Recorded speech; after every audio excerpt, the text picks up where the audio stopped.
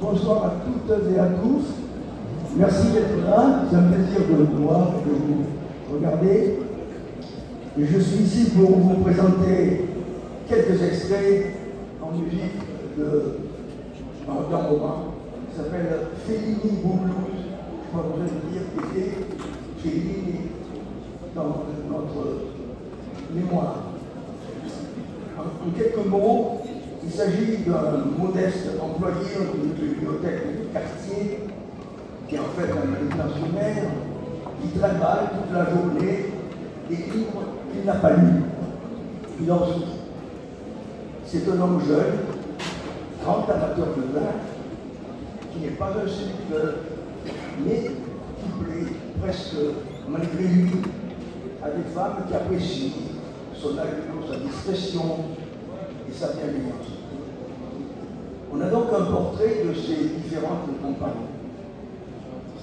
Lorsqu'il rencontre Tancrède, à la fin du livre, qui est professeur de lettres et passionné du cinéma, notamment de Fellini, toutes ces routines de célibataire s'effondrent.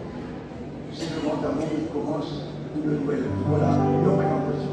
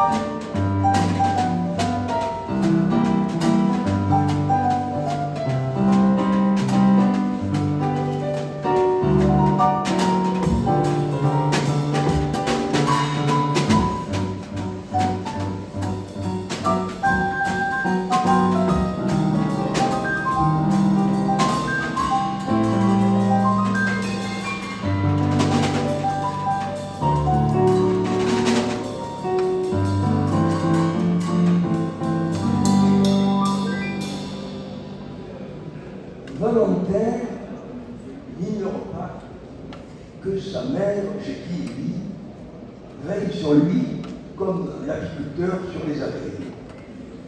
Aussi se croit-il tenu par une délicatesse de sentiment qui va bien au-delà de l'aspect filial, de lui cacher ses espérances et, plus encore, ses penchants assez éloignés de ce qu'elle attend de son fils.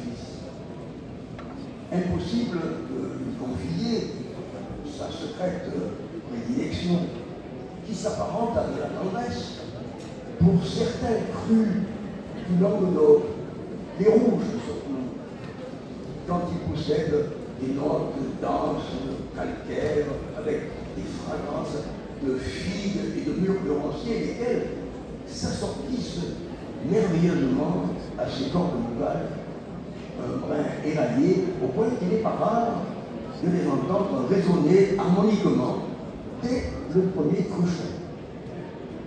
Cet attrait pour la production locale de qualité ne témoigne d'aucun chauvinisme. Si un supermarché vend en promotion des Bordeaux déclassés ou des vins chiliens, Valentin ne manque jamais d'en faire une ample collecte, quitte à s'attirer une remontrance de sa banquière pour ses dépenses imprévues. Dans un registre différent, mais à peine, Valentin cache à sa mère qu'il fréquente peu, voire pas du tout, les sages demoiselles de la haute société financière, destinée à devenir chef d'entreprise du CAC 40, que cette mère rêve d'avoir pour belle-fille.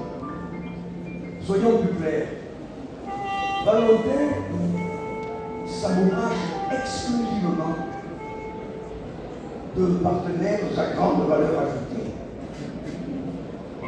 Il aime les beautés fruitées, fardées, maquillé, millésimé, souvent trafiqué, longues embouches et doté d'une belle réputation, qui ont connu avant lui des transports nombreux et parfois la vie de château.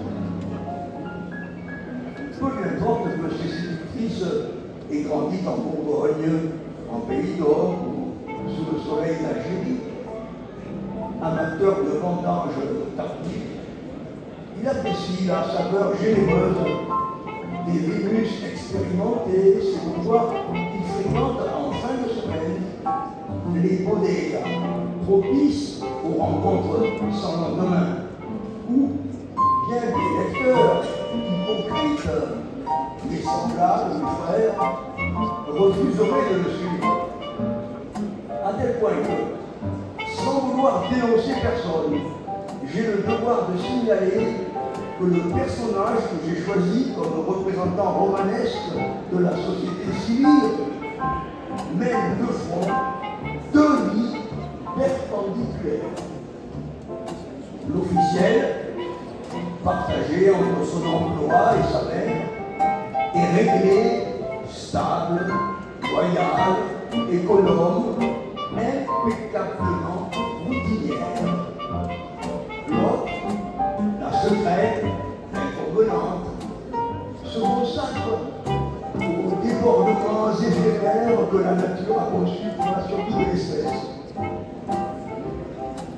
Il est à noter que cette répartition des sentiments n'implique aucun déchirement et n'entraîne aucune souffrance chez le long terme. Elle nous assure au contraire l'équilibre moral dont il a besoin pour supporter le fardeau d'une existence sociale maintenue au bas de l'échelle.